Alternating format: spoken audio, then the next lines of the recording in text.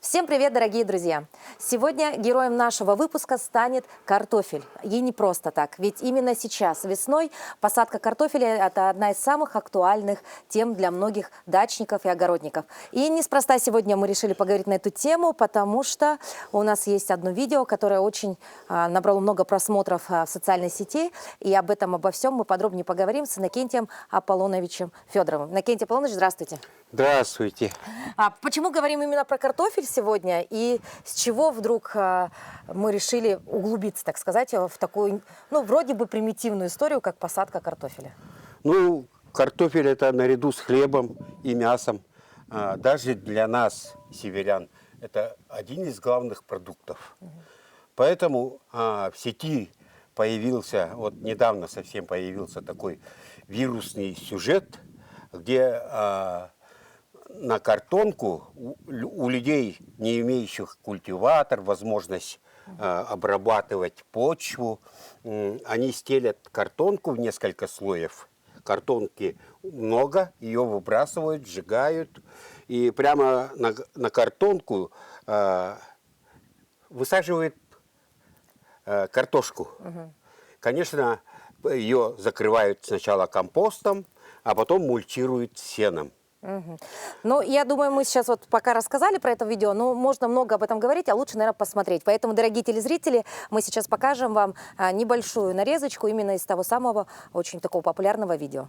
Почему я решил сажать картошку на картон? И какой урожай я получил? У меня была целина, и я ее не собирался перекапывать и полоть. Я экосадовник, и я за нулевую обработку почвы. Картон в 2-3 слоя с нахлестом отлично сдерживает рост многолетних сорняков. И за сезон полностью разлагается. Я раскладывал клубни и засыпал их всей перегнившей органикой, что имелось на участке. Слой был 20 сантиметров. Пару раз засыпал сеном. Такой метод называется лазанья. Сено сдерживало рост сорняков, а урожай я получил в 10 раз больше, чем посадил. Картоха просто вынималась вместе с ботвой. Чистая и ровная, более 20 штук с куста. А вы так пробовали сажать? Как мы видим, это способ достаточно доступный почти каждому. Но я тут оговорюсь, да? В Якутии условия очень засушливые, а картошка высаживается на поверхности, на картонке, да? А в Якутии миллиметров 250 в лучшем случае. Это годовая сумма осадков. Летом из них приходится 70-80 миллиметров от силы, да? То есть условия у нас засушливые. Приравниваются к городу Ташкенту. Это полупустынным областям. Поэтому мы сегодня заложим научно-практический опыт. Она будет с продолжением в течение лета, да? И в конце будет иметь финал. Это осенью, период уборки картофеля, мы откроем компост и посмотрим, насколько этот способ работает в условиях криолитозоны, то есть зоны вечной мерзлоты. Так что, дорогие друзья, вот видите, уже мы заговорили о том, что это некий эксперимент. В рамках нашего проекта мы вам покажем. Сегодня мы попробуем вот такой метод, да, посадки картофеля. Ну а результат мы увидим только лишь осенью. И, соответственно, потом мы вновь приедем в гости к Иннокентию Аполлоновичу и покажем результат. С чего все вообще начинается, так сказать? Начинается с того, что мы принесли сюда компост, некоторое количество. Настелили на картонку. Вот она, картонка. Видно ее. На картонку. И посадим картошку. Хорошо. А картонки сколько слоев надо? Или не принципиально? 2-3 слоя делаем. Это делается для того, чтобы корни картошки не пошли внутрь, вглубь, а распространялись только поверху, на компосте и в сене последующем. То есть 2-3 слоя картонки постелили. Маленький опыт, это 2 квадратных метра буквально, да? Посадим 5 клубней. Оптимальный размер клубней – это с куриное яйцо. В нашем институте биологии, да, работали ученые Львова, Прасковья Михайловна, Григорьева, Дина Васильевна, они известные вот картофелеводы, картофелеведы. Они были ученые, кандидаты наук, разрабатывали, изучали биологию картофеля в Якутии, особенности биологии и особенности технологии возделывания. Я работал с ними, в то время я был сначала старшим лаборантом, потом младшим научным сотрудником, поэтому я имею некоторый опыт. Да? Представление имеете, Представление имею. Ну вот этот картофель определенного какого-то сорта или что это? Это картофель как раз сорта, очень актуально. Ага. Это сорт голландской селекции, адаптированный к условиям Якутии, сорт Гала.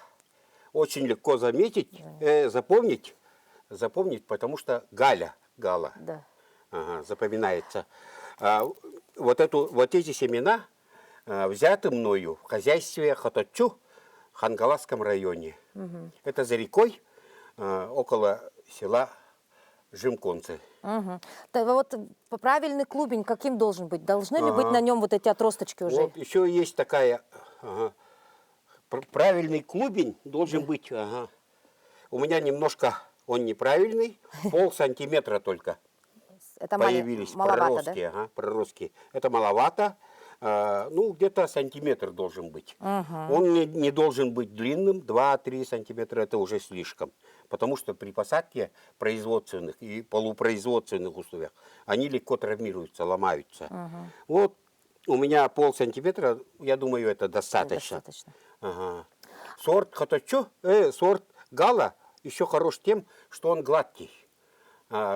Гладкий, это означает, что когда снимаем кожуру, она получается тонким слоем. Поверхность гладкая, глазки не углубленные. Не надо вырезать там глазки. Он желтого цвета. Есть такой, ходит предрассудок, что пищевой картофель красный, кормовой желтый. Гала, он желтый, но он не кормовой. Кормовых видов сортов картошки вообще нету. Просто некоторые сорта использовались для выращивания корма. Корма для животных сельскохозяйственных. То есть вот этот миф о том, что картофель, который вот с красными разводами, с розовыми, да, вот надо покупать именно такой, это самый вкусный. Это миф. Нет, это миф. Я в свое время сеял белый картофель, совсем светлый, приякульский он назывался, в 80-х, 90-х, нулевых годах. К сожалению, этого сорта хорошего такого не стало. Белый сорт, приякульский, российский сорт, рассыпчатый такой, очень высокоурожайный. Его не стало почему-то, по каким-то причинам. Но сорт Гала, вот этот сорт, он способен заместить этот приякульский. Итак, возвращаемся к нашей Гале. Итак, мы просто берем. Мы просто берем, кладем на картонку. Расстояние между клубнями 15-20 сантиметров. Вот, положили. И просто тупо прикрыли на 3 сантиметра компостом. Немножко уплотняем, поскольку должен быть контакт семени с почвой. Это обязательно. Вот так. Вот так. Так, а вся корневая система-то где будет? Вот здесь наверху? Корневая система, она должна распространяться по компосту, а потом появляются проростки. Когда они достигнут высоты 10 сантиметров, мы будем добавлять компост. То есть у нас как будто бы получится вот такая грядка. Да. Она вверх мы будет как расти. бы окучиваем. То есть вот так прибавлять будем. Прибавлять будем. Где-то сантиметров на 30-35 сантиметров мы еще компоста добавим, а мульчировать будем мы обыкновенным сеном. Это сено вот с берега озера, осока, обычное сено. Что такое мульча, да? Мульча – это поверхностный слой почвы, искусственно создаваемый человеком, который предотвращает испарение, уменьшает испарение, как бы затеняет. плодородный слой, Ну, да? то есть вот компост наш не будет высыхать, получается. Да. И еще вторая роль мульчи, он предотвращает рост сорных растений. Сорняков не будет. Ага. Вот так она будет мульчироваться. Вот потом. Это потом.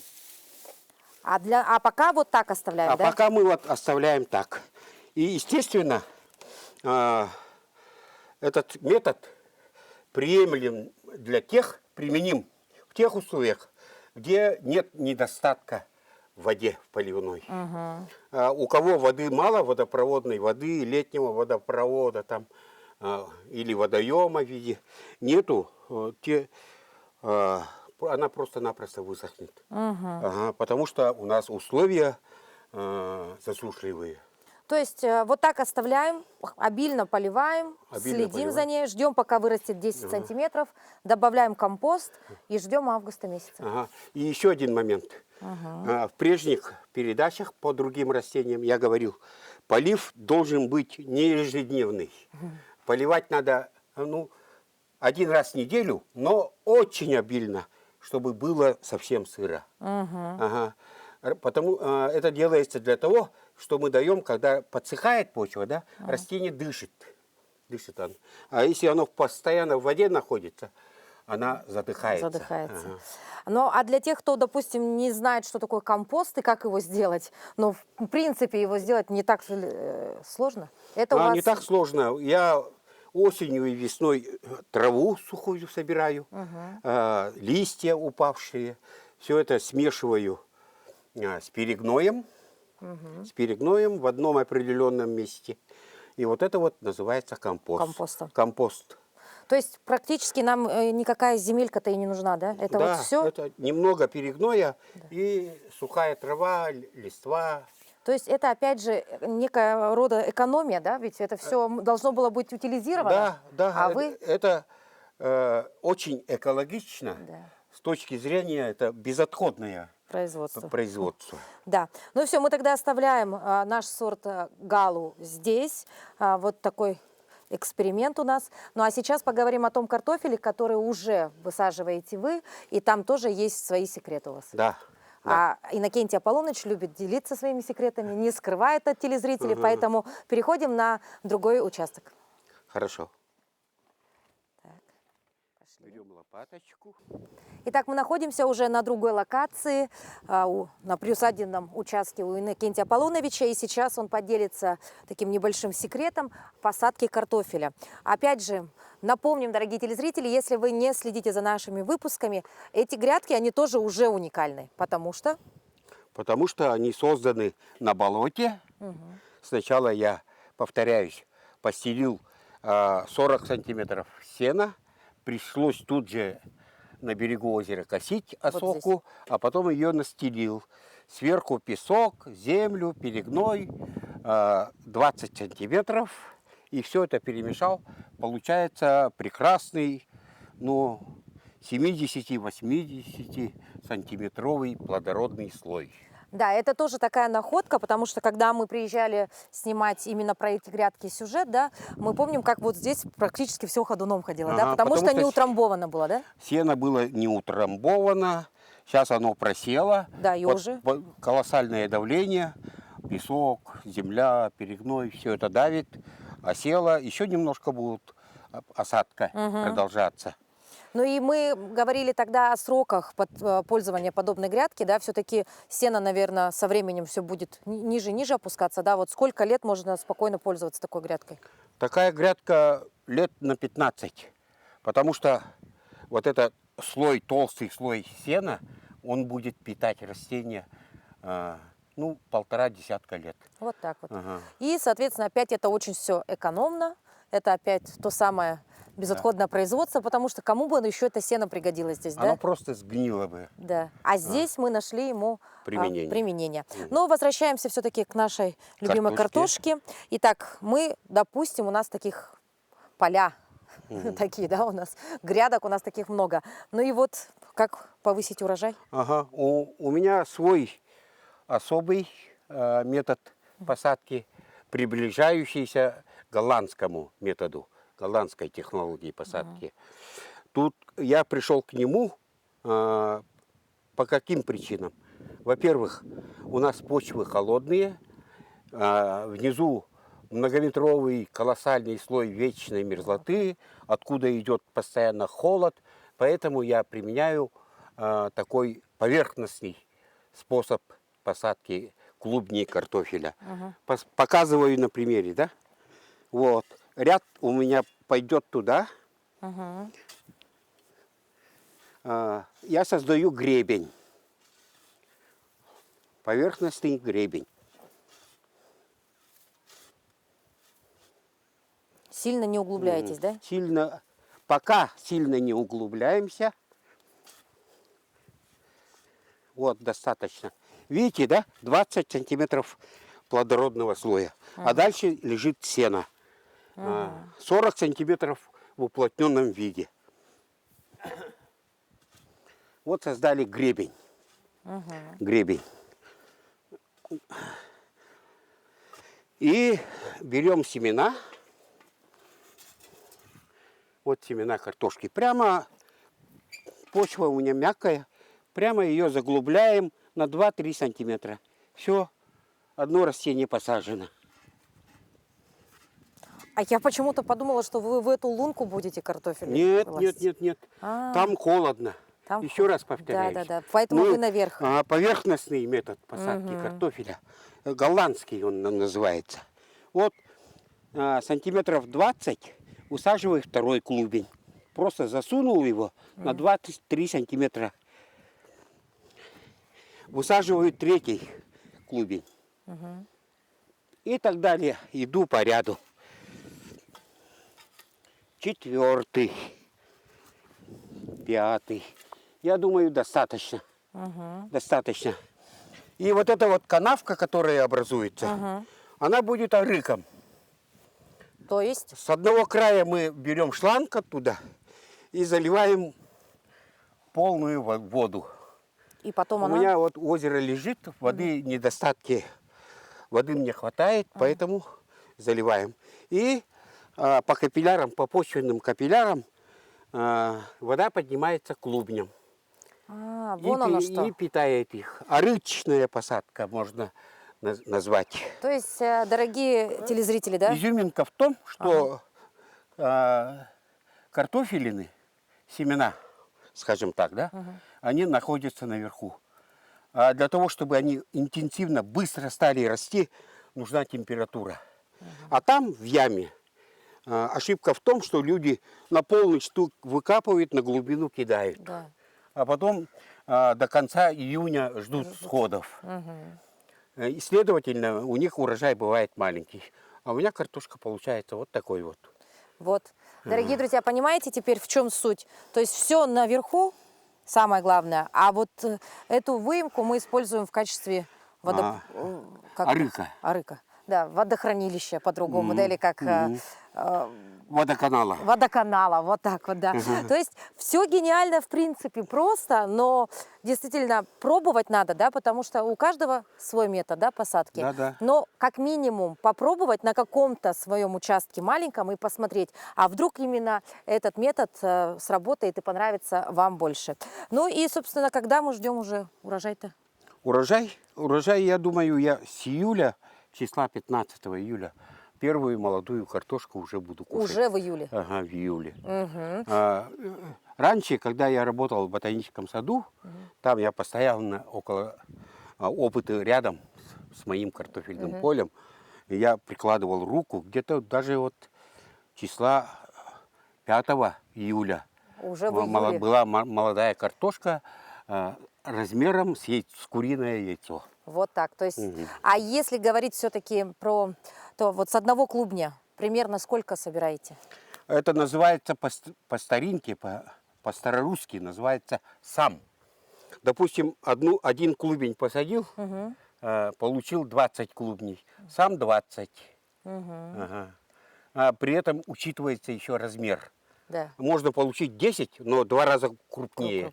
Все равно будет сам 20. Ага. Ну, то сам есть 20. У вас обычно сам 20? Ага. У меня обычно сам 40.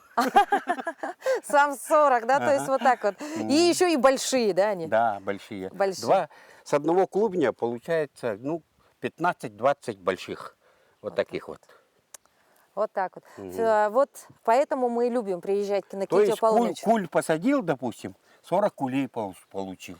Вот так. Или ведро посадил, 10 литров, Да. получил 40. 10 ведер. Да. Вот так. 40 ведер, 40 ведер. Это 10 кулей. И вы знаете, сомневаться здесь не приходится, потому что к Иннокентию Аполлоновичу мы приезжаем очень часто и становимся непосредственно свидетелями того, как у него здесь все цветет и благоухает, ну а осенью собираем урожай. Ну что, Иннокентий Аполлонович, спасибо большое за то, что сегодня окунули нас в такой картофельный мир. Да. Я уверена, что благодаря именно вашим советам многие из наших телезрителей получат хороший урожай 2025 года. Ну и самое главное, конечно, чтобы вот как у Иннокентия Аполлоновича все приумножалось. И причем не 10-кратно, да? А 40-кратно. 40-кратно, да. Ну а мы не прощаемся, увидимся. Садите картофель и получайте удовольствие от того, что вы делаете. До новых встреч. До свидания.